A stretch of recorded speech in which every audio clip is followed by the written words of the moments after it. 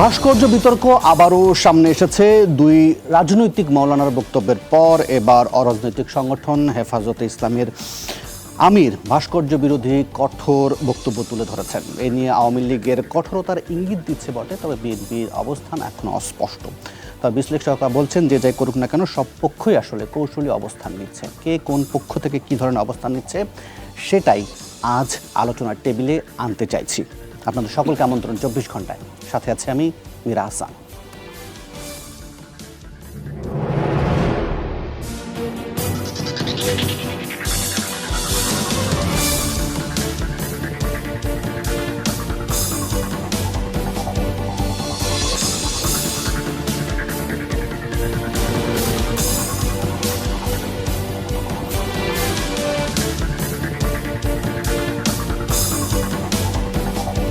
আজ আলোচনার জন্য আমরা স্টুডিওতে 3 অতিথিকে আমন্ত্রণ জানিয়েছি। তাদের সাথে একে একে পরিচয় করিয়ে দিতে চাই। আমার ডান দিক থেকে পরিচয় পর্ব শুরু করব। আমার ডান দিকে আছেন বাংলাদেশ জাতীয়তাবাদী দল বিএনপির তথ্য বিষয়ক সম্পাদক জনাব আজিজুল বারী হেলাল। জনাব হেলাল, আপনাকে স্বাগত জানাচ্ছি 24 ঘন্টায়।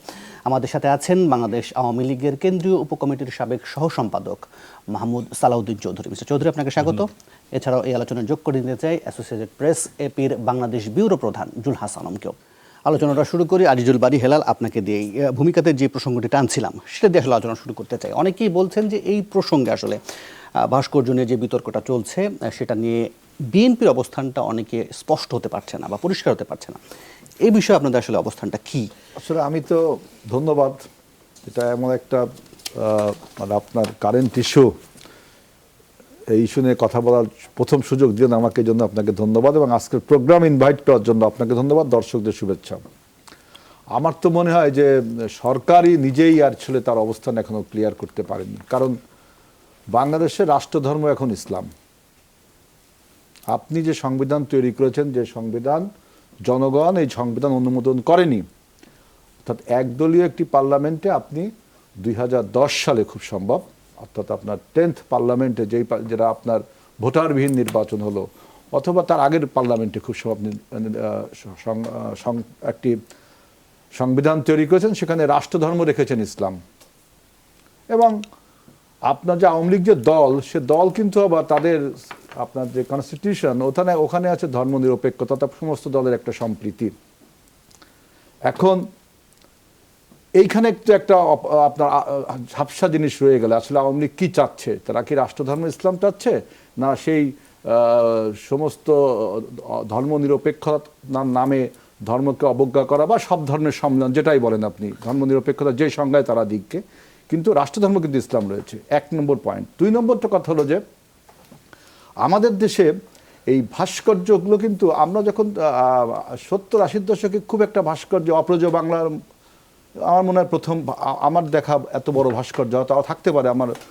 তো এই ভাস্কর্য এরপরে যখন ভাস্কর্য চর্চা শুরু হলো, তখন আমি দেখলাম যে কতগুলো ভাস্কর্য আমাদের সমাজ সংস্কৃতির সঙ্গে যায় না।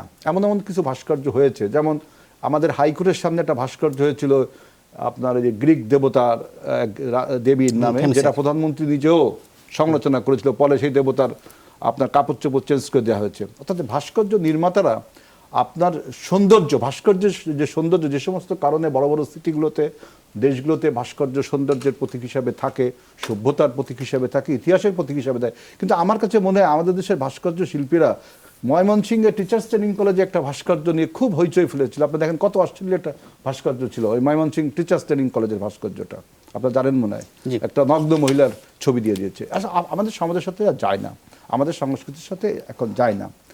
আর এখন সেজন্য আমি বলছি যে আমাদের যে আমি দেখলাম যে শেখ মুজিবের যে ভাস্কর্যগুলো তৈরি করা হয়েছে, এগুলো কিন্তু আমার মনে হয় না আওয়ামী লীগের কোনো নেতা পছন্দ করবে। আমার যে ভাস্কর্যগুলো তৈরি করা হয়েছে, আমরা তো ভাস্কর্যের নান্দনিকতা, সৌন্দর্য এগুলো নিয়ে আলোচনা অন্য প্রেক্ষাপটে করা যাবে। পলিটিক্যাল দৃষ্টি আমি বললাম যে আওয়ামী লীগ রাষ্ট্রধর্ম ইসলাম যদি রাখে, তারা রাষ্ট্রধর্ম ইসলাম বিসমিল্লাহ কারা বসিয়েছে এটা তো সবাই মোটামুটি। এখন তো আপনি তো সেই সংবিধান তো চেঞ্জ করছেন, চেঞ্জ করতে আবার সে রাষ্ট্রধর্মে ঢুকিয়েছেন। তো আপনি তো আপনার এটা 9th পার্লামেন্ট 2008 সালের নির্বাচনে আওয়ামী লীগ যে ক্ষমতায় আসলো, আপনার মানে আপনার কারচুপি নির্বাচনে, তখন তো এই যে সুরঞ্জিত সেনগুপ্তের নেতৃত্বে আপনার সংবিধান চেঞ্জ করা হয়েছে না।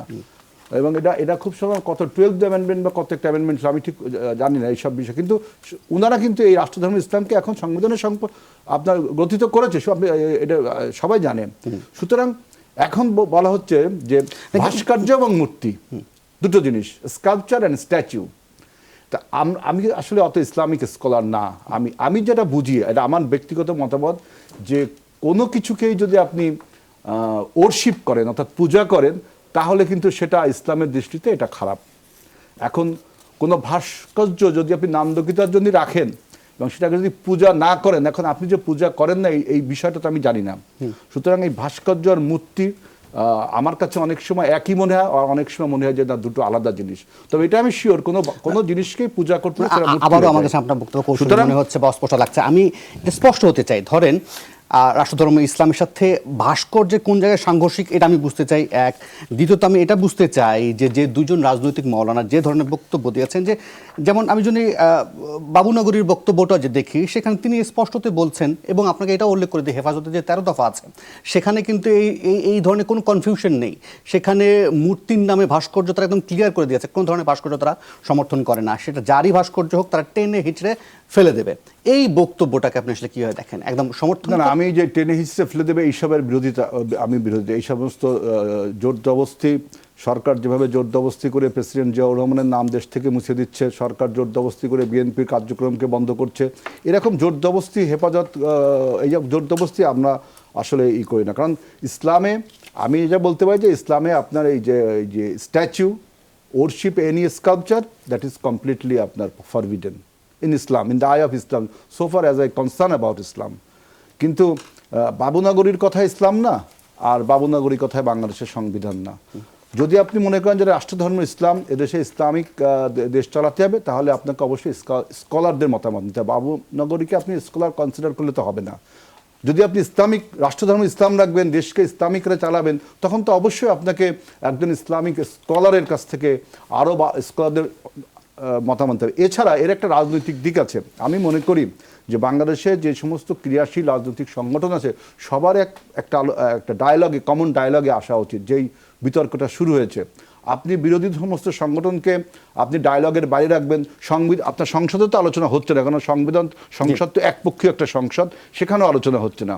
সুতরাং আপনি নীরবে নিভৃতে জোর করে জবরদস্তি করে মানুষের কাছে কোনো কিছু চাপিয়ে দিবেন, সেটাও আমি বলছি না। বিরোধী দলকেও এই ব্যাপারে এই সমস্ত ডায়ালগে আপনাকে আমন্ত্রণ জানাই। সালাউদ্দিন চৌধুরী, আমি সোজা সাপটা প্রশ্নটা করতে চাই। ধরেন যে দুজন মৌলানা যে বক্তব্যটা দিয়েছেন, ধরেন সেই কথাগুলো আজিজুল বারী হেলাল বলল, তাকে এতক্ষণে কতগুলো মামলা খেতে হতো, কতবার কারাগারের ভিতরে ঢুকতে হতো। এই ক্ষেত্রে খুব মানে আপনার মনে হয় না যে আওয়ামী লীগ একবার দেখছে পেছাচ্ছে? আমি যমুনা টিভিতে যারা আজকে দেখছেন সবাইকে শুভেচ্ছা জানাচ্ছি, আর আমার যারা আজকে আলোচক হিসেবে এখানে রয়েছেন আমি অভিবাদন জানাচ্ছি। আমি আপনার প্রশ্নের উত্তর দেওয়ার আগে আমি হেলাল ভাইয়ের কিছু প্রশ্নের উত্তর দিতে চাই। উনি আসলে একটা ইসলাম ধর্ম এবং ধর্মনিরপেক্ষতা, আসলে সেটা আমি যখন বুঝতে শিখেছি, আমি আসলে খুব পলিটিক্যালি খুব কনসাস একটা ফ্যামিলিতে বড় হয়েছে, আমি খুব প্রাউডলি কথাটা আমি বলতে পারি। তো এই যে ইসলাম ধর্ম এবং ধর্মনিরপেক্ষতা কিংবা ধর্মহীনতা নিয়ে আওয়ামী লীগের বিরুদ্ধে সবসময় একটা অভিযোগ এই সমস্ত সংগঠনে ছিল। বিএনপি মানে ওটাকেই পুঁজি করে এক ধরনের রাজনীতি করতো সবসময়, ছোটোবেলা থেকে যেটা দেখেছি। তো আজকে হেলাল ভাইরা ঢাকা ইউনিভার্সিটির মতো জায়গায় পড়েও ওনারা ওই জায়গার বাইরে যেতে পারেনি। তো আমার কাছে যেটা মনে হয়েছে, ধর্মনিরপেক্ষতা যে ব্যাখ্যাটা সবসময় দেওয়া হয়, ধর্মনিরপেক্ষতা মানে এই নয় যে আমি কোনো ধর্মের বিরোধী, আর ধর্মনিরপেক্ষতা মানে নয় যে আমি শুধু ইসলাম ধর্মকে গ্রহণ করছি। আমি মুসলিম হিসেবে হয়তো আমি ইসলাম ধর্মকে বিশ্বাস করি, গ্রহণ করি, এটা একদম ব্যক্তিগত বিষয়। পাশাপাশি একটা রাষ্ট্র যখন চালাতে যায়, তখন অন্যান্য যে ধর্মগুলো আছে, বিশেষ করে হিন্দু, বৌদ্ধ, খ্রিস্টান, সবগুলোকে নিয়ে একটা দেশ। এটা কিন্তু বঙ্গবন্ধু কিন্তু স্পষ্ট ব্যাখ্যা দিয়েছিলেন। যখন বঙ্গবন্ধু ধর্মনিরপেক্ষতা শব্দটা আওয়ামী লীগের ইয়াতে ছিল, তখন স্পষ্ট ব্যাখ্যা দিয়েছেন ধর্ম নিরপেক্ষতা মানে ধর্মহীনতা নয়, ধর্মনিরপেক্ষতা প্রতিটা রাষ্ট্রে যেন প্রতিটা মানুষ তার ধর্মে পালন করার জন্য সম অধিকার পায়, এটাই হলো কিন্তু ধর্মনিরপেক্ষতা। আর আরেকটা কথা হল ইসলাম রাষ্ট্রধর্ম। ইসলাম রাষ্ট্রধর্ম মানে এই নয় যে মানে এখানে অন্য কোনো ধর্ম থাকতে পারবে না। ইসলাম রাষ্ট্রধর্ম এই নয় যে মানে আমরা সংস্কৃতিকে উপড়ে ফেলে দিব। এই জিনিসটাও একটা সাংঘর্ষিক। সবসময় ইসলাম ধর্মকে নিয়ে আমার কাছে মনে হয় সংস্কৃতির সাথে একটা সংঘর্ষ তৈরি করে, এবং এই সংঘর্ষ তৈরি করে আওয়ামী লীগকে চেষ্টা করা হয় একটা বিপদে ফেলতে। আমার কাছে মনে হয়তো দেশে কোনো ধরনের ইস্যু নাই, কারণ পদ্মা সেতু যে স্বপ্ন মনে করেছিল সেটা কিন্তু বাস্তবায়নের পথে। আর হেলাল ভাই তো ঘুরে ফিরে একটা কথাই বলেছেন, জবরদস্তি জবরদস্তি জবরদস্তি। আমি জবরদস্তি নিয়ে বলতে চাই, আপনি যেমন বলেছেন ইসলামে কোনো জবরদস্তি নেই, আওয়ামী লীগও কিন্তু কোথাও কোনো জবরদস্তি করছে না। এখন নিজের সাংগঠনিক দক্ষতা নিয়ে রাজপথে নামতে পারবেন না, এটার ব্যর্থতা তো আওয়ামী লীগ গ্রহণ করবেন আপনাদের। আর একটা কথা বলতে চাই, সুরঞ্জিত সেনগুপ্তের নেতৃত্বে সংবিধান সংশোধন হয়েছে। এই সমস্ত উস্কানিমূলক কথাবার্তাগুলো আসলে আপনাদের বন্ধ করা উচিত। সংসদে উনি কমিটির নেতৃত্বে, সংসদের নেতৃত্বে হয়েছে, উনি একটা কমিটির নেতৃত্ব দিয়েছে। আসলে আমি মানে আমার কাছে খুব কষ্ট হয় যখন খুব সচেতন মানুষরা এই সমস্ত উস্কানিমূলক কথাবার্তা বলে, তখন নিজেকে খুব ছোট মনে হয়। আমরা কখন কবে আমরা সংস্কৃতিবান হব, কখন আমরা কালচার হব। ও নজরুল একটা কথা বলেছিলেন, বিশ্ব যখন এগিয়ে যায় তখন আমরা বিবি তালাকের ফতোয়া খুঁজি। তো আজকের 2020 সনে এসে দাঁড়িয়েও আমাকে আমার সংস্কৃতি নিয়ে কথা বলতে হচ্ছে, আমার ধর্মীয় বিশ্বাস নিয়ে কথা বলতে হয়, আমাকে স্পষ্ট করতে হয় আমি সমাজের কোন অংশে বসবাস করি। এটা আমাদের জন্য আসলে খুবই একটা মানে খুব সুখকর একটা বিষয় নয় বলে আমি মনে করি ব্যক্তিগতভাবে। আর একটা কথা যেটা বলেছেন, সংসদে কোনো আলাপ আলোচনা হয় না। আমি বিশেষ করে বঙ্গবন্ধু জন্মশতবার্ষিকী উপলক্ষে সংসদের আলাপ আলোচনায় বিএনপি সাংসদ যারা, তারা যে অনর্গল কথা বলে গেছেন সেগুলো কিন্তু আমি শুনেছি। ওখানে কোথাও কোনো জায়গায় একটু বাধা দেওয়া হয়নি। এখন হেলাল ভাই, আপনারা যদি রাজপথে নেমে কিংবা আপনারা যদি আপনাদের বক্তব্য স্পষ্ট করতে না পারেন, আপনি স্কেপচার এবং স্ট্যাচু নিয়ে বারবার একই কথা বলেছেন, এটা কিন্তু আমরাও মনে করি। আর বঙ্গবন্ধুর স্কাল্পচার নিয়ে আপনি কি মনে করেন এখানে পূজা করা হবে? না না, আমি বঙ্গবন্ধু আমি তা বলছি না, আপনি বলছেন পূজা করা হলেই সেটা হয়তো বা ইসলাম বিরোধী হবে, যে কোনো আপনার হ্যাঁ যে কোনো কিছু। এটা হলো, এটা আসলে বলার অপেক্ষায় রাখেন। একটা শহরের যে নান্দনিকতা, একটা সৌন্দর্য, যেটা বোধ, যেমন আমি আমার ব্যক্তিগতভাবে আমি মনে করি, যেমন আমি পেইন্টিংস এর প্রতি আমার ভীষণ একটা দুর্বলতা, এবং খুব ছোটবেলা যখন আমি যেটা জানতে চাইছি, আমি একটু শেষ করি, আমি এটা শেষ করি, আমি তারপর এই বক্তব্য যেটা ঠিক আছে আপনি বলছেন, আমি পেইন্টিংস এর বিষয় বলি, আপনার দেখতে খুব ভালো লাগছে যেগুলো করছে, দেখতে খুব না আমি বলি হ্যাঁ, এখন শিল্পের নান্দনিকতার যে বিষয়টা, শিল্পের যে নান্দনিকতা, অবশ্যই এটা অবশ্যই একটা বিশাল একটা বিষয়। আমি এমন কোনো বিষয়কে গ্রহণ করবো না যেখানে কোনো নান্দনিকতা। বঙ্গবন্ধুর ভাস্কর্যকে যদি বিকৃতভাবে উপস্থাপন করে, সেটার পক্ষে আমরা কখনোই যেতে পারি না। সারা বাংলাদেশে মোরাল হচ্ছে বাংলাদেশ। আমি মনে করি আমি একটা সৌভাগ্যবান প্রজন্ম, আমি বঙ্গবন্ধু জন্ম শতবার্ষিকী দেখছি, আমি 1400 সাল উদযাপন দেখেছি, আমি 2000 যে ইংরেজি নববর্ষ 3টা শতাব্দী আমি বরণ আমি দেখেছি। তো বঙ্গবন্ধু জন্ম শতবার্ষিকীতে দাঁড়িয়ে আজকে সারা বাংলাদেশে, এটা আমি মনে করি একটা হিস্ট্রির পার্ট। কিন্তু যখন এই বঙ্গবন্ধু জন্ম শতবার্ষিকী উপলক্ষে হয়তো বা একদিন গবেষণা করা হবে এই সময়টা নিয়ে, হয়তো সেদিন উঠে আসবে এদেশে কি হয়েছিল। যেন আমরা দেখেছি কবি নজরুল অনেকগুলো কথা জবাব দিয়েছেন, কিন্তু আমি এটা জানার খুব আগ্রহী যে কথাগুলো দুজন ইসলামী নেতা বললেন, তারা যে ধরনের বক্তব্য দিলেন, অনেকে সেটাকে বলেন ঔদ্ধত্যপূর্ণ, সেই একই ধরনের কথাগুলো যাদেরকে আপনারা মাঠের বিরোধী পক্ষ মনে করেন, বিএনপি কেউ বললো, সেক্ষেত্রে যে ধরনের আচরণগুলো বা যে ধরনের ব্যবস্থাগুলো নেওয়া যেত বা দেখি আমরা সাধারণত অতীতে, এখন সে জায়গা থেকে আমরা দেখছি হেফাজতের সাথে অনেকেই বলে যে এক ধরনের সখ্যতার কারণে হয়তো এগিয়ে যান, পিছিয়ে যান, ধীর লয়ে চলেন, পর্যবেক্ষণ করেন। কেন এটা আসলে? আমি এখানে একটু বলি, আমি আমার পার্সোনাল একটা নিয়ে বলি। আমি খুব ছোটবেলা থেকে বড় হয়েছি হাটহাজারী মাদ্রাসার পাশেই। আমার হাটহাজারী মাদ্রাসার সদরেই কিনা আমার বাড়িটা। তো আমি এই আলো হাওয়ায় বড় হয়েছি। কথাটা এই জন্যই বলছি আমি, তো এখানকার যে পিপল পারসেপশনটা কিনা আমি ব্যক্তিগত আমি বুঝি, কেউ না বুঝতেও। তো আমার কাছে মনে হয় যিনি দেশ চালাচ্ছেন তিনি হলেন বঙ্গবন্ধু কন্যা। তিনিও বুঝেন বলেই রাজনৈতিক কারণে হোক, ধর্মীয় কারণে হোক, আমাদের সংস্কৃতির কারণে হোক, আমাদের দেশের মানুষের মানসিক গড়নের কারণে হোক, অনেক সিদ্ধান্ত, উনি যেহেতু রাষ্ট্র চালান, ওনাকে অনেক কৌশলে নিতে হয়।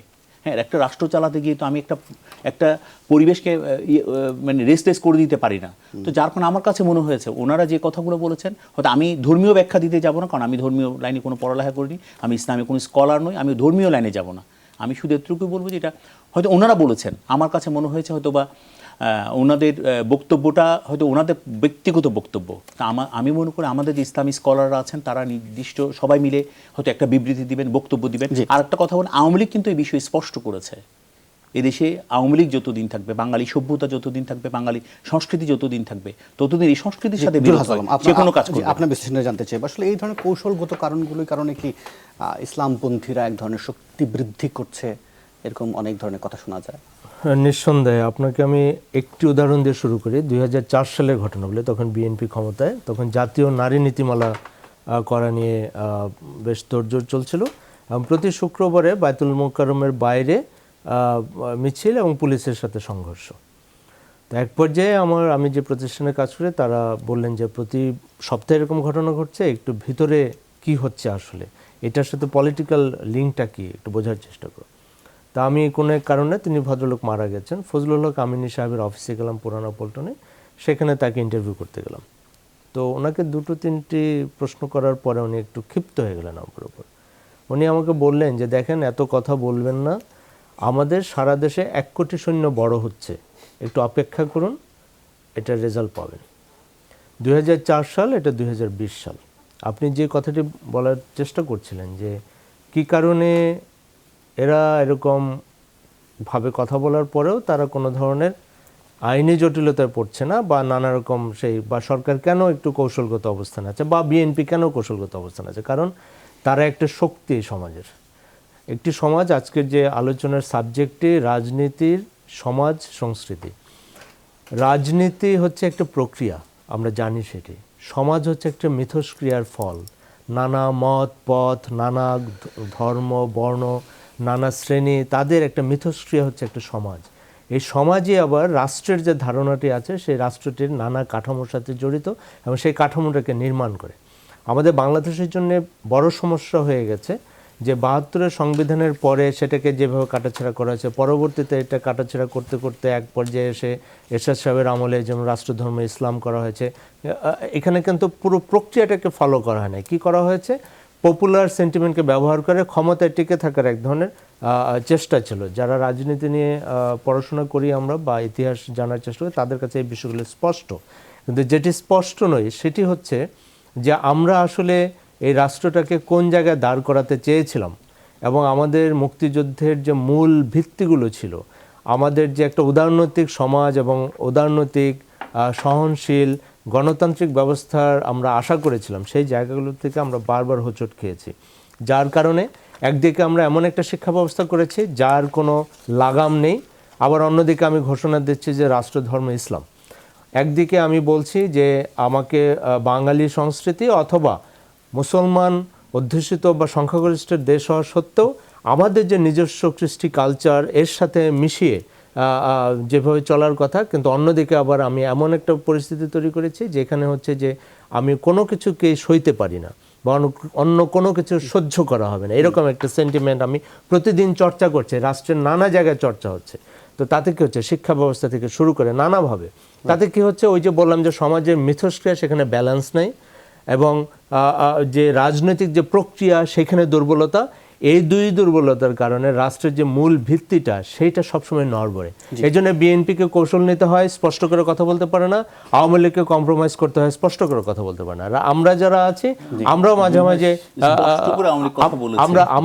আমরাও মানে একটা জায়গায় থাকে। অস্পষ্টতার জায়গাটি কোথায় বলেছে আমার মনে হয় না, আমাদের জেনারেল সেক্রেটারি এবং আমাদের মাহমুদুল আলম হানিফ সাহেব, আমাদের জয়েন্ট সেক্রেটারি, ওনারা দুজনই কিন্তু বক্তব্য দিয়েছেন। না, আই আন্ডারস্ট্যান্ড। আমার যেটা হলো যে আজকে আরেকটি পয়েন্ট দেখেন, যারা এই বিষয়গুলো নিয়ে কথা বলছে, ভাস্কর্য নিয়ে, দেখেন এই বাংলাদেশে অনেক ভাস্কর্য আছে, আমাদের অপরিজয় বাংলা থেকে শুরু করে, এবং আপনি জানেন জিয়াউর রহমান সাহেবের ভাস্কর্য আছে না বাংলাদেশে? জিয়াউর রহমানের আছে, বঙ্গবন্ধুর আছে, ঢাকা বিশ্ববিদ্যালয়ে স্বামী শিকদারের ভাস্কর্য আছে না মুক্তিযুদ্ধ নিয়ে, এবং জাহাঙ্গীরনগর বিশ্ববিদ্যালয় নেই, বহু জায়গায়, চিটাং ইউনিভার্সিটিতে আছে, বহু জায়গায় আছে। এতদিন এই ভদ্রলোকরা যারা খুব উচ্চকিত, তারা একটু কথা বললেন না, এমন গরম হয়ে গেলেন কেন হঠাৎ? একবার গরম হয়েছিলেন কিছুটা, সেটা হচ্ছে যে এয়ারপোর্টের সামনে লালনের ভাস্কর্য। তো এখন কথা হলো, এখন কেন? তার মানে এটার মধ্যে রাজনীতি আছে। কোন রাজনীতি? তারা, আপনি যেটি বলছিলেন যে তারা মানে একটা শক্তি, এটা কিন্তু গণতান্ত্রিক প্রক্রিয়ার ধারার মধ্যে এক ধরনের দুর্বলতার কারণে নানা রকম অপশক্তি বলবো, তারা মাথা চাড়া দিয়ে উঠতে চায়। সেটা অনেকে আবার ভোটের কথাও বলে। পাশাপাশি আপনি মাহমুদুল আলম হানিফের কথা বলছিলেন, তিনি এটা উল্লেখ করছেন যে যারা আবার শাপলা চত্বরের হুমকি দেয় তাদের লজ্জা থাকা উচিত। কিন্তু অনেকে প্রশ্ন করে, যেভাবে সখ্যতা গড়ে উঠেছে, তাতে আসলে আওয়ামী লীগের জন্য কি গৌরব আছে? আমি বিরতির পর ফিরে এসে জানতে চাইবো, বেশ কিছু উদাহরণ আপনাকে দিতে পারবো নিশ্চয়ই। সালাউদ্দিন চৌধুরী, যে বিরতি থেকে যে প্রশ্নটা রেখেছিলাম, আপনি নিজে উল্লেখ করছিলেন মাহবুবুল হানিফের কথাতে, যেটা যে তিনি বলছেন যে যারা আবার শাপলা চত্বরে যাওয়ার হুমকি দেয় তাদের আসলে লজ্জা থাকা উচিত। কিন্তু এই কথাটাকে অস্বীকার করা যায়, যে ধরনের সখ্যতা আসলে তাদের সাথে গড়ে উঠেছে, সেটা নিয়েও কি খুব গৌরব করার কিছু আছে? আপনি অন্তত আমি 3 থেকে 4টা উদাহরণ দিতে পারি। আমি বলি, এটা সখ্যতা নিয়ে যে প্রশ্নটা আপনারা করেছেন, হয়তো মাননীয় প্রধানমন্ত্রী গণভবনে ডেকে তাদেরকে আমন্ত্রণ জানিয়েছেন, তাদের কওমি সনদে স্বীকৃতি দিয়েছেন, এই সখ্যতা মানে এগুলোই তো মনে করা হচ্ছে। তাছাড়া আমি একটা জিনিস বলতে চাই, এটা আপনারা দেখেছেন কলকাতায় যখন সম্ভবত লেফটিস্ট গভর্নমেন্ট ছিলেন, তখন কিন্তু তসলিমা নাসরিনকে বের করে দিতে বাধ্য হয়েছেন রাতের অন্ধকারে। তো আসলে একটা ফোর্স কিন্তু আছে, এরা এইরকম একটা শক্তি আছে। এবং আপনারা শাপলা চত্বর বলে যে বলি, এই যে বাংলাদেশে যে আনাচে কানাচে এবং গলিতে মাদ্রাসা, আমি চট্টগ্রামের কথা বলি, বিশেষ করে আমি চট্টগ্রামের সন্তান, এবং চট্টগ্রামে আরও যদি ছোট আকারে দেখতে যাই, আমি হাটহাজারীর কথাও যদি বলি, প্রতি 2 মাইল অন্তর অন্তর কিন্তু মাদ্রাসা আছে। এখানে 2 ধরনের মাদ্রাসা আছে, একটা হলো কওমি মাদ্রাসা, একটা সরকারি মাদ্রাসা। যে সরকারি মাদ্রাসা হতো সরকারি কারিকুলাম দিয়ে চলে, কওমি মাদ্রাসাতে নিজস্ব একটা কারিকুলাম দিয়ে চলে। এবং চলার পরে কি হয়েছে, তারা সমাজ থেকে এক ধরনের বিচ্ছিন্ন জীবনযাপন করতো। কিন্তু মাননীয় প্রধানমন্ত্রী তার যেভাবেই হোক তিনি খবর নিয়েছেন অনেক, এবং খবর নেওয়ার পরে দীর্ঘ আলাপ আলোচনার মাধ্যমে বিচার বিশ্লেষণ করে তিনি কওমি সনদের স্বীকৃতি দিয়েছেন। আরেকটা জিনিস মনে রাখতে হবে, সমাজে যখন আমরা বসবাস করি, তারাও কিন্তু সমাজের একটা অংশ। এই মাদ্রাসার যে ছাত্ররা কিন্তু কোমলমতি যে শিশুরা কোরআন শরীফ পাঠ করছে কিংবা দিনের উপর শিক্ষা নিচ্ছেন, তারাও কিন্তু এই সমাজের অংশ। তাদেরকে বাদ দিয়ে কিন্তু আমরা সমাজকে স্বীকার করতে পারি না। তা আমরা মনে করি এই যে একটা বিশাল অংশ, এই অংশটাকে বাদ দিয়ে কখনোই একটা রাষ্ট্রে আমি মনে করি যে আমরা যে সম অধিকারের কথা বলি, সেই অধিকার প্রতিষ্ঠা হয় না। ঠিক আছে, এই অংশটাকে আমরা মূলধারায় আনতে চেয়েছেন, ঠিক আছে, মূলধারায় আনা উচিত। ঠিক আছে, সেটা আনছেন, কিন্তু যে ধরনের উদাহরণগুলো সামনে আসে, আপনি ধরেন এই যে শুকরানা মাহফিল হলো 2018 সালে, ঠিক আছে, আমরা দেখছি জেএসসি এবং জেডিসি স্থগিত করা হয়েছিল সেই সময়। আমরা দেখছি যে পাঠ্যপুস্তকের পরিবর্তনে সবাই সবসময় কথা বলে, আবার ভাস্কর্যের যে অপসারণ, সেটা একটু আগে আমি উল্লেখ করছিলাম, মানে সেটা হচ্ছে আপোষের কোন জায়গায় যায় বা অসহায়ত্বের কোন জায়গায় নিদর্শন সামনে আসে। আমি বলি, এখানে কিন্তু অসহায়ত্ব কিংবা আপোষের জায়গায় কেন বলবেন? বঙ্গবন্ধু যখন দেশে ফিরে আসতেন, তখন উনি টঙ্গী বিশ্ব তাবলিগের যে জামাতটা হয় তাদের জন্য একটা জায়গা নির্ধারণ করে দিয়েছেন। কাকরাইলে যখন আমাদের এই যে এখন তাবলিগের জন্য যে মসজিদটা আছেন তাদের নামে দিয়েছেন, বাইতুল মোকাররমের মতো জাতীয় মসজিদ করেছেন, এবং তিনি বিটিভি শুরুর আগে কোরআন শরীফ তালাওয়াত কিংবা আজান দেয়া শুরু করেছেন। এগুলো কখনোই আমি মনে করি এটা আপোষের কি বিষয় হলো? এখানে তো কেন এটাকে এই দৃষ্টিতে দেখা হবে? এই যে আমাদের বিচ্ছিন্ন হয়ে যাওয়া যে মানুষ, এই জনগোষ্ঠীকে আমাদের সাথেই রাখতে হবে। আর আরেকটা শুকরানা মাহফিল, মাননীয় প্রধানমন্ত্রী তাদের সনদে স্বীকৃতি দিয়েছেন, তার একটা সম্বর্ধনা, এবং আমি আমাদের স্পষ্ট মনে আছে, ঠিক আছে, সেটা শুকরানা মাহফিল করতে পারে, কিন্তু শিক্ষাবিদরা এই প্রসঙ্গটা তুলেছিল যে দুটি পাবলিক পরীক্ষাকে আসলে না, পাবলিক পরীক্ষা আমি বলি, যদি এটা কারণ হিসেবে উল্লেখ করেনি, অনিবার্য কারণ হিসেবে বলেছিল শিক্ষা মন্ত্রণালয়। এটা কিন্তু আপনারা আপোষ বলবেন কেন? সমাজের এই অংশটাকে বাদ দিয়ে এই বিষয়ে আপনি কি বলবেন? পাশাপাশি এটা অনেকে উল্লেখ করেন যে আসলে ভোট ব্যাংক, যেটা হয়তো উনি বলতে চাইছেন। আমি আরেকটা কথা আপনাকে একটু বলতে চাই, আপনি যেটা বলেছেন পাঠ্যপুস্তকের যে পরিবর্তন, ওই জিনিসগুলো আমার মনে হয় একটু ব্যাখ্যা দেওয়া উচিত। কারণ পাঠ্যপুস্তকের পরিবর্তনের বিষয়ে আমি একটা মোটামুটি পড়ালেখা করেছিলাম, আমি ব্যাখ্যা দিতে পারি, যেহেতু এই ধরনের আলোচনা আসছে। 71 ঘাতক দালাল নির্মূল কমিটির উদ্যোগে যে পেশাজীবীদের নিয়ে একটি নাগরিক কমিশন গঠন করা হয়েছিল, তারা স্পষ্টতই বলছিল যে হেফাজতের দাবির প্রেক্ষিতে আসলে এটা পরিবর্তন করা হচ্ছে তাদের। আমার কাছে মনে হয় না হেফাজতের যুক্তিযুক্ত দাবিগুলো সব যৌক্তিক দাবি মেনে নেওয়া হয়েছে। আমি কাদের রেফারেন্স দিয়ে উদাহরণটা দিচ্ছিলাম সেটা আপনাকে উল্লেখ করলাম আর কি। যাই হোক, আমি যখন কোনো কিছুকে আপনি আংশিকভাবে দেখবেন, আমি আর একটু বলি, হয়তো প্রাসঙ্গিক হবে না, যে আপনি বলছেন বাঙালি সংস্কৃতি, বাংলাদেশের সমস্ত সংস্কৃতিকে তুলে ধরা হচ্ছে না। দেখেন, আপনি মোরো নিরীগোষ্ঠীর সেই সমাজ ব্যবস্থায় আপনি একটা 5 স্টার হোটেল তুলছেন, ওরা বিদ্রোহ করছে না, ওরা কিন্তু বাঙালি না, দে আর নট বাঙালি, কিন্তু তারা বাংলাদেশি। এরকম একটা সমস্যা আমাদের রয়ে গেছে, আমাদের সংস্কৃতি তো আংশিক একটা বিষয় রয়ে গেছে। শুধু আপনি বাঙালি সংস্কৃতি বলবেন, বাংলাদেশে কিন্তু আরও অনেক সংস্কৃতির লোক বাস করেছে। Bangladesh is not a homogeneous country, এটা হেটেরোজেনিয়াস, বিভিন্ন নৃগোষ্ঠীর লোক এখানে বাস করে। আর মোরো নৃগোষ্ঠী তো আজকে আপনার বিদ্রোহ করলো যে আপনি তাদের ভূমি ঠুমি জোর করে 5 স্টার হোটেল করবেন, বা একটা সমস্যা হচ্ছে না? তো সুতরাং আপনার মাহমুদ সালাউদ্দিন ভাই যেটা বললেন যে বিচ্ছিন্ন জীবনযাপন করতেন কওমিরা, যদি কওমিরা বিচ্ছিন্ন জীবনযাপন করতেনই, তাহলে আপনি সেই বিচ্ছিন্ন জীবনযাপনকে সুন্দর না করে কেন আপনি সনদটা দিলেন, তড়িগড়ি করে কেন সনদটা দিলেন? আমি কিন্তু সনদের পক্ষে, কারণ কি মাদ্রাসা শিক্ষা আর সাধারণ শিক্ষা, এই দুই শিক্ষা নিয়ে একটা আলোচনা হতে পারে, বুঝছেন, আলোচনা হতে পারে। কিন্তু মাদ্রাসা শিক্ষাকে আপনি বলবেন যে বিচ্ছিন্ন জীবনযাপন করে, এক পিসে জীবনযাপন করে, এটার সাথে আমি একমত না। এই জন্যই বললাম, যদি আপনি মনে করেন যে এটা বিচ্ছিন্ন শিক্ষা, তাহলে কেন আপনি তড়িঘড়ি করে আপনি সংগঠনের প্রশ্ন তুলতে পারেন, কারণ হচ্ছে আমরা সে সময় দেখছিলাম জাতীয় নির্বাচনে 90 দিনের কম সময় ছিল যখন এই ঘটনাটা ঘটেছিল। তারপর দেখেন সরকার কিন্তু সবসময় এই যে আমাকে বলেন 2001 সালে কি জোট করে আমি একটা বলি, আমার কথাটা শেষ করি। এবং এই যে গোষ্ঠীকে আপনি ফ্যানাটিক বলেন বা কমিউনাল বলেন বা ফান্ডামেন্টালিস্ট বলেন, যে নামেই আখ্যায়িত করেন, আমরা সবাই ইসলামিক, আমি ইসলামিক, যারা ইসলাম ধর্ম মানে ইসলামিক, আপনারা সবাই এখানে মানে মুসলমান। কিন্তু যারা এইসব মানে ফ্যানাটিসিজম বলে উল্লেখ করেন যাদেরকে, তাদের সাথে সখ্যতাটা কিন্তু আওয়ামী লীগ দীর্ঘদিন থেকে করেছে। 1986 সালেও কিন্তু আওয়ামী লীগ এই জামাত ইসলামের সাথে মিশে কিন্তু ইলেকশন করেছে, এর সাথে করছে না, এরশাদের সাথে ইলেকশন করেছে না, এরশাদ ভার্সেস আওয়ামী লীগ এবং Jamaat. BNP was absent at that time. তো এদের সাথে আওয়ামী লীগের একটা পুরনো সখ্যতা। আপনি দেখেন 96-এও কিন্তু আমাদেরকে বাদ দিয়ে জামাত, আওয়ামী লীগ, এরশাদ একসাথে ইলেকশন করলো। 2001-এর পর থেকে 19 বছর সখ্যতা বিএনপির সাথে। 2001 সালে আমরা 4 দলীয় ঐক্য জোট করলাম, ঠিক না, 4 দলীয় ঐক্য জোট করলাম। সুতরাং এই যে সখ্যতা, এই যাদের আপনি ফ্যানাটিক বলেন বা কমিউনাল বলেন, যা ফান্ডামেন্টে, এটা কিন্তু আওয়ামী লীগের খুব পুরনো অভ্যাস। 86-এ আপনি নিজেও দেখছেন 86-এর নির্বাচনে এটা একসাথে করছে নির্বাচন, বিএনপি একমাত্র দল নির্বাচন করেনি। এই সমস্ত ফ্যানাটিসিজম বলেন, কমিউনালিজম বলেন, এই সমস্ত জিনিসের যে ট্যাগটা লাগায়ও আওয়ামী লীগ, যখন প্রয়োজন তখন তাকে ব্যবহার করে, যখন প্রয়োজন নেই তখন তাকে ছুঁড়ে ফেলে দেয়। এটা হলো আওয়ামী লীগের প্রণতি।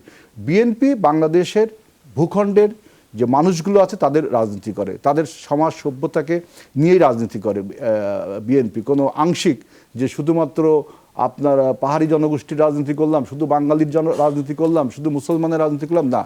প্রেসিডেন্ট জিয়াউর রহমান তিনি বলেছেন যে আমাদের ভূখণ্ডে বসবাসরত সকল মানুষই বাংলাদেশি, আমরা একক সত্তার, আমরা মানে বাংলাদেশি জাতীয়তাবাদ প্রণয়নের মাধ্যমে বাংলাদেশে একটি নতুন জাতির সৃষ্টি হয়েছে, সেটা হলো বাংলাদেশি জাতি। সেই বাংলাদেশি জাতির যে সংস্কৃতি, যে রাজনীতি, সেটা আমরা করি। জাতীয়তাবাদের কথা বলছেন যে কামিজুল হাসান, আপনার ব্যাখ্যাটা দেবো। দিন শেষে অনেকেই বলে আসলে পুরো বিষয়টা আসলে ভোটের খেলা, মানে সংখ্যাগরিষ্ঠ, তো যার কারণে ভোটের কারণে আসলে সবাই সবার মতো করে ব্যাখ্যা করেন। এই ভোটটার জন্যই কি আসলে আমরা অনেক কিছুই আদর্শ নীতি সব ত্যাগ করে বসে থাকি? নিঃসন্দেহে এটা তো বলার অপেক্ষা রাখে না। ভোট একটা বিরাট ফ্যাক্টর, কারণ রাজনীতির গতি প্রকৃতি হচ্ছে সর্বশেষ নির্বাচনের মাধ্যমে ক্ষমতায় যাওয়ার একটা চর্চা। আর আমাদের এখানে যে সংকটটি আমি সেটি বলবো, প্রথমত হলো যে ধর্মচর্চায় তো কোনো সমস্যা থাকার কোনো কথা না। আমি নিজেও ধর্মচর্চার পক্ষে, কিন্তু ধর্মচর্চার সাথে যখন দলীয় অথবা ক্ষুদ্র দলীয় স্বার্থ সিদ্ধি করার জন্য যখন নানা রকমের মেকানিজম করা হয়, তখন কিন্তু বিষয়টি জটিল আকার ধারণ করে। ইসলামের যেটি আমরা এর আগেও কথা বলছিলাম নিজেরা, যে ইসলাম ধর্মের যে উত্থান, ইসলাম ধর্মের যে বিকাশ, এবং এটার সাথে কিন্তু রাজনীতি বা রাষ্ট্র ক্ষমতার একটা বিরাট সম্পর্ক ছিল। এটাকে অস্বীকার করার তেমন কোনো সুযোগ নেই। আমি ওইদিকে না গিয়ে আমি যেটা বলবো যে আমাদের সংকট হয়ে গেছে যে আসলে আমরা কোথায় যেতে চাই, এবং সেটাকে স্পষ্ট আমরা একটা ধারণা দিতে পারছি না। সেটার কারণে যেটা শুরুতে বলছিলাম যে সমাজের মিথস্ক্রিয়ার জায়গায় আমরা ঠিক প্রায়োরিটি সেট করতে পারিনি। এটা আমাদের বারবার হাতছাড়া হয়ে গেছে। সেটাও কিন্তু অনেকটা ক্ষমতায় টিকে থাকা অথবা ক্ষমতায় যাওয়ার যে অদম্য ইচ্ছা, অনেক সময় অযৌক্তিক ইচ্ছা, এবং অনেক সময় এক ধরনের নিজের অস্তিত্ব রক্ষার ইচ্ছা, এসব মিলিয়ে কিন্তু একটা সংকট রয়েছে। আরেকটা প্রবণতা আছে যেটা খুবই ডেঞ্জারাস। যখন আমাদের দেশে বড় দলগুলো বিরোধী দলে থাকে, তারা মনে করে যে আপাতত একটা কিছু করে আগে ক্ষমতায় যায়, তারপরে সব ঠিক করব, হ্যাঁ। কিন্তু ততদিনে আরও নতুন জটিলতা তৈরি হয়, ততদিন আরও নতুন জটিলতা হয়ে তখন আর ওদিকে নজর থাকে না। আর আমাদের এখানে যেহেতু জবাবদিহিতা, আর বাংলাদেশের সামগ্রিকভাবে বলছি, কোনো একটা বিশেষ আমলকে বলছি না, আমাদের এখানে জনগণের কাছে জবাবদিহিতার একটা অভাব আছে। সেই অভাব থাকার কারণে যেটা হয় যে তখন ওর ওই আদর্শের জায়গাটাতে মূল ফোকাস করা যায় না। এবং এই করতে করতে গত কয়েক দশকে বাংলাদেশ এই 2020 সাল পর্যন্ত যে জায়গায় এসছে, আমাদের উন্নয়ন হচ্ছে, আমাদের জিডিপি প্রবৃদ্ধি বাড়ছে, আমাদের বিদেশ থেকে রেমিটেন্স আসছে, আমাদের ইয়াং জেনারেশন তারা স্কিল হচ্ছে, সবই ঠিক আছে, কিন্তু রাষ্ট্রের যে বেসিক ক্যারেক্টার সেই জায়গাটা আমরা আর ফোকাসই করতে পারছি না। জি, আপনি বলছিলেন জবাবদিহিতার কথা, মত প্রকাশের কথা বা আস্থা অনাস্থা প্রকাশের কথা। বিভিন্ন সংস্থা বা যেগুলো কমিশন টমিশন থেকে শুরু করে যেগুলো আছে সেগুলোর কথা বলছিলেন, সেগুলো কি ঠিকঠাক মতো আছে? ধরেন আপনি নির্বাচনের কথায় আমি আস্থা আছে কিনা অনাস্থা জানাচ্ছি কিনা সেটা যে জানাবো, সেটা কি ঠিকঠাক মতো আছে, নাকি আমরা যে সিইসি আছেন তার মতোই বলবো আসলে আমাদের কাছ থেকে বাইরে অনেকের অনেক কিছু শিকার আছে? এটা তো একটা অনেক কথা হয়েছে এগুলো নিয়ে। তার আগে আমি যেটা বলতে চাই সেটা হচ্ছে যে বাংলাদেশের দুটি বড় রাজনৈতিক শক্তি, একটা আওয়ামী লীগ এবং বিএনপি। এই দুই শক্তির মধ্যে মিথস্ক্রিয়া না থাকার কারণে, পারস্পরিক শ্রদ্ধাবোধ রেখে মিথস্ক্রিয়া না থাকার কারণে যেটা হয়েছে যে এক ধরনের ইমব্যালেন্স তৈরি হয়েছে, ভারসাম্যহীনতা তৈরি হয়েছে। এবং সেই ভারসাম্যহীনতার কারণে নানা রকম শক্তি কিন্তু মাথাচাড়া দেওয়ার ওই স্পেসটা নিতে চায়, এবং সেই স্পেসটাকে দিতে গিয়ে এই বড় দুই দল কিভাবে সেটাকে হ্যান্ডেল করবে, সেখানে কিন্তু তাদের কিছু কিছু জায়গা ঐকমত্য খুব দরকার।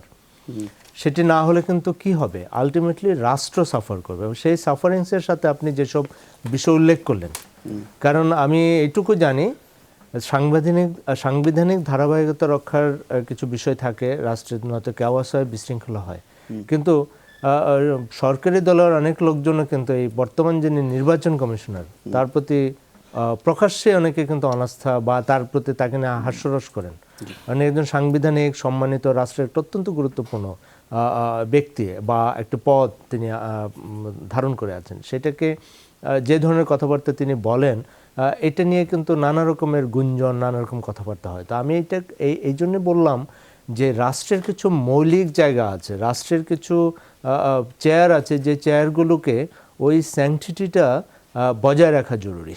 সেটা না রাখতে পারলে কোন দল উপকৃত হলো, কে ক্ষতিগ্রস্ত হলো, সেটা হচ্ছে বড় কথা হলো যে রাষ্ট্র হিসেবে বাংলাদেশ দুর্বল হয়ে যায়। এটি কিন্তু আমাদের এই বড় দুই দলকে বুঝে নিতে হবে। সালাউদ্দিন চৌধুরী, ঠিক একই রকম কথা আমরা দেখছি অধ্যাপক দিলারা চৌধুরী তিনিও বলছেন যে আসলে একেবারেই যে শূন্যতাটা তৈরি হচ্ছে রাজনীতির মাঠে, যার কারণে আসলে এই ধরনের মতগুলো বা এই ধরনের সংগঠন বা নন রাজনৈতিক যে বক্তব্যগুলো যেগুলো নিয়ে সামনে আসছে সেগুলো আসলে উত্থান হয়। এক ধরনের বড় শূন্যতা তৈরি হয়েছে। সেই শূন্যতা তৈরির পেছনেও মনে করা হয় সরকারের এক ধরনের চাপ রাখা বিরোধী পক্ষকে। সেই ধরনের কি চাপ নেই বলতে পারি আমরা? না, আমি শূন্যতার কথাটা বলি। আসলে আমাদের দেশে যারা বিশেষ করে আমাদের যেই একটা বিরোধী পক্ষ যেটা আছেন বিএনপি, তো আমার কাছে যেটা মনে হয়েছে বিএনপি নানা কারণে, বিশেষ করে তাদের দুইজন প্রথম সারির দুজন নেতা কনভিক্টেড হয়ে যাওয়ার পর আমার কাছে মনে হয়েছে বিএনপির একটা নেতৃত্ব শূন্যতা তৈরি হয়েছে, এবং সেই শূন্যতার দায়ভার কিন্তু আওয়ামী লীগ গ্রহণ করতে পারে না। তো আর বিশেষ করে আমাদের তাত্ত্বিক যারা পলিটিক্যালি যারা তাত্ত্বিক ব্যাখ্যা দেন, তারা যে তাদের যে শূন্যতা, সেই শূন্যতার সাথে আমি কিন্তু আবার একমত না। আওয়ামী লীগ তো স্পেস দিয়েছে বিএনপিকে, কথা বলছেন সব জায়গায়। আজকে আমার সাথে আজিল ভাই হেলাল সাহেব আসছেন, হেলাল ভাই আসছেন, কথা বলছেন। কোথায় স্পেস? না স্পেস, শুনেন, এখন মিডিয়া আমি বলি মিডিয়া এখন আমি শেষ করে মিডিয়ার মানুষের নামে মামলা হয়, এখন মিডিয়ার যুগ। আমি বলি এখন আমরা কথা, যেমন আজকে আপনি বলছেন কে কি বলেছেন, কোত্থেকে বলেছেন, টেলিভিশনে কথা বলে স্পেস পেল না, এটাও একটা স্পেস, এটাও একটা স্পেস। না ধরেন বাংলাদেশে এমন দিনও ছিল বঙ্গবন্ধুর নাম উচ্চারণ করা যেত না কোনো গণমাধ্যমে। বাংলাদেশের এমন একটা সময় ছিল যখন বঙ্গবন্ধুর নাম পর্যন্ত উচ্চারণ করা যায়নি, এবং মুক্তিযুদ্ধের পক্ষে নাটক করেছে বলে নাট্য নির্মাতাকে নিষিদ্ধ ঘোষণা করা হয়েছে টেলিভিশনে। বঙ্গবন্ধুর পক্ষে ছিলেন বলে অনেক শিল্পীদেরকে ব্ল্যাকলিস্টেড করা হয়েছে। এই ধরনের, আমি বলি এই ধরনের অনেক কঠিন পরিস্থিতি মোকাবেলা করে আওয়ামী লীগ আজকে এখানে এসেছে। 15 আগস্টে প্রোগ্রাম করতে পারে নাই, 15 আগস্টে মিলাদের মিষ্টি ফেলে দিয়েছে এই জসিমউদ্দিন। এখন এটা কি আপনারা রিভেঞ্জ দিচ্ছেন? তার রিভেঞ্জ আমি শেষ না, আমি না, আওয়ামী লীগ তো রিভেঞ্জে বিশ্বাস করে না। বঙ্গবন্ধু কোন তো অনেক উদার। 21শে আগস্ট গ্রেনেড হামলা করে পুরো একটা রাজনৈতিক দলকে নষ্ট করতে চেয়েছিলেন। সেই জায়গায় দাঁড়িয়ে আওয়ামী লীগ রাজনীতি করেছে। আওয়ামী লীগ যদি রিভেঞ্জের রাজনীতি করতো, আমি মনে করি বিএনপি দল অস্তিত্ব থাকতো না। আচ্ছা আমি শেষ করি না, যদি মনে করতে আওয়ামী লীগ, আমি কখনোই মনে করি না বঙ্গবন্ধু হত্যাকারীদেরকে পর্যন্ত প্রচলিত আদালতে বিচার হয়েছে। আওয়ামী লীগ প্রতিশোধের রাজনীতি বিশ্বাস করে না, অন্তত পক্ষে বঙ্গবন্ধু কন্যা বিশ্বাস করে না। উনি যতদিন বাংলাদেশের প্রধানমন্ত্রী থাকবেন, আমি মনে করি তিনি দেশের প্রচলিত আইনে চালাবেন। আচ্ছা আমি হেলাল ভাইয়ের কিছু কথার জবাব আমার দেয়া প্রয়োজন মনে করি। বিশেষ করে 4 দলীয় জোটের সাথে যে আমাদের তৎকালীন যে ইসলামিক দলগুলোর যে একটা জোট হয়েছিল, বলেছেন তড়িঘড়ি করে কৌমি সনদের স্বীকৃতি দিয়েছে আওয়ামী লীগ। এই 4 দলীয় জোটে যে আলেমদেরকে ব্যবহার করেছিলেন আমাদের তৎকালীন প্রধানমন্ত্রী, আমরা দেখেছি তিনি মহারানীর মতো চেয়ারে বসে আছেন, আলেম সমাজ মোটামুটি ওনার পায়ের নিচে বসে আছেন। দেখুন, ওনার খুবই ব্যক্তিগত ব্যাপার এবং ওনার খুবই, আমি ওনার রুচির, পার্সোনাল রুচির বিষয়। কিন্তু আমি বলতে চাই, এই যে আলেম সমাজকে 5টা বছর নানা ধরনের প্রতিশ্রুতি দিয়ে রেখেছেন, কিন্তু কওমি সনদের স্বীকৃতি দেননি। এই আলেমদেরকে নিয়ে কিন্তু বিএনপি এক ধরনের খেলা খেলেছে। কিন্তু বঙ্গবন্ধু কন্যা আজকের প্রধানমন্ত্রী, তিনি মনে করেছেন না, এই আলেম সমাজকে আমরা অবশ্যই মূল ধারায় নিয়ে আসবো, সেই জন্য তিনি কওমি সনদের স্বীকৃতি দিয়েছেন।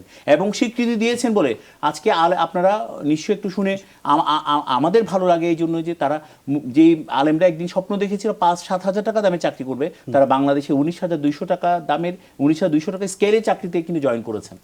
এই ধরনের কিন্তু আমরা এই সৃষ্টি হয়েছে। আর আমি বাংলাদেশে এবং বাঙালি নিয়ে একটু ব্যাখ্যা দিতে চাই। আসলে আমি প্লিজ এই কথা আমি একটু বলে শেষ করি। বাংলাদেশি আর বাঙালি হলো একটা জাতি, আর বাংলাদেশি হলো আমার নাগরিকত্ব। আপনি দেখেন, একটা কথা হলো যে একটা প্রথম মনে রাখতে হবে যে বিএনপি কিন্তু কারো দয়া দাক্ষিণ্যে রাজনীতি করে না। প্রেসিডেন্ট জিয়াউর রহমান এদেশের স্বাধীনতা ঘোষণা করেছিলেন এবং নিজে অস্ত্রতে যুদ্ধ করেছেন। সুতরাং বিএনপি কারো দয়া দাক্ষিণ্যে রাজনীতি করে না। দয়া দাক্ষিণ্যের রাজনীতি যেটা হয়েছে, মনে হয় যে বিএনপি অনেক আপোষ করে বসে আছে। আমি বলি শোনেন, দয়া দাক্ষিণ্যের রাজনীতি যেটা হয়েছে, আমরা যদি বহুদলীয় গণতন্ত্র প্রণয়ন না করতাম, মুয়াজ্জেম সাহেবই বলেছেন বিএনপি আপোষ করে বসে আছে। কে মুয়াজ্জেম সাহেব কে বলেছেন? আমরা বিএনপি, আমাদের নেতা হবে কেন? উনি আপনাদেরও নেতা ছিলেন, উনি আপনাদেরও নেতা ছিলেন, আপনাদেরও নেতা ছিলেন। আপনি আমার কথা বলতে দেন। আমরা যদি বহুদলীয় গণতন্ত্র প্রণয়ন না করতাম, আপনারা আজকে আওয়ামী লীগ করতে পারতেন না। অর্থাৎ দয়া দাক্ষিণ্য রাজনীতি যদি কেউ করে থাকেন, সেটা আপনারা করছেন। আর যেটা বলছেন যে বিরাজনীতিকরণ তো আসলে 1-11 থেকে শুরু হয়েছে এবং সেই 1-11-এর ফসল আওয়ামী লীগ। এটা আপনার সাথে একমত যে বাংলাদেশে এখন ডিপলিটিসাইজেশন হচ্ছে এবং এই জন্য আপনি যে প্রস্তাবটা দিয়েছেন বা আমাদের জুলাস ভাই যে প্রস্তাব, কমন ডায়ালগ আওয়ামী লীগ এবং বিএনপির মধ্যে একটা কমন ডায়ালগ হওয়া উচিত। আমাদের ভারপ্রাপ্ত চেয়ারম্যান লন্ডন থেকেও এই কোভিড-19 সময় বলেছে একটা কমন ডায়ালগের এই সমস্যা সমাধানের জন্য।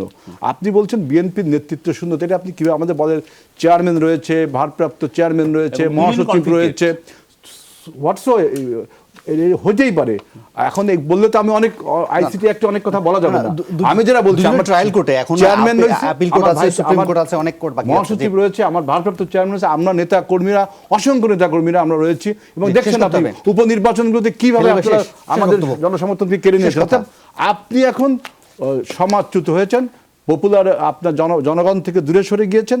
আমি যেটা বলতে চাচ্ছি যে সময় যদি থাকে, আমি যেটা শেষ কথা হলো যে আমার যে ভারতের প্রেসিডেন্ট আবুল কালাম আজাদ, তিনি ভারতের একটা মন্দিরে গিয়েছিলেন, পুরোহিতের সাথে দেখা করতে বলেছিলেন যে ভারতের শিক্ষা কি পূর্ণাঙ্গ? আপনার পুরোহিত জিজ্ঞাসা করেন আবুল কালাম আজাদ, আবুল কালাম মধ্যে ভারতের শিক্ষা কখনো পূর্ণাঙ্গ না, কারণ যখনই শিক্ষার সাথে সত্যিকারের ধর্মের মিশ্রণ না ঘটবে, তখনই কোনো শিক্ষা হতে পারে না। অর্থাৎ ইহজগৎ এবং পরজগৎকে একত্রে মিলেই শিক্ষা। ধন্যবাদ আজিজুল বারী হেলাল, একই সঙ্গে সালাউদ্দিন মাহমুদ চৌধুরী এবং একই সঙ্গে জুলাস আলম, আপনাদের তিনজনের মূল্যবান সময় মন্তব্যের জন্য। আমাকে শেষ করতে অনুষ্ঠান, কাল আবারও দেখা হবে। সেই পর্যন্ত ভালো থাকুন, সুস্থ থাকুন, শুভরাত্রি।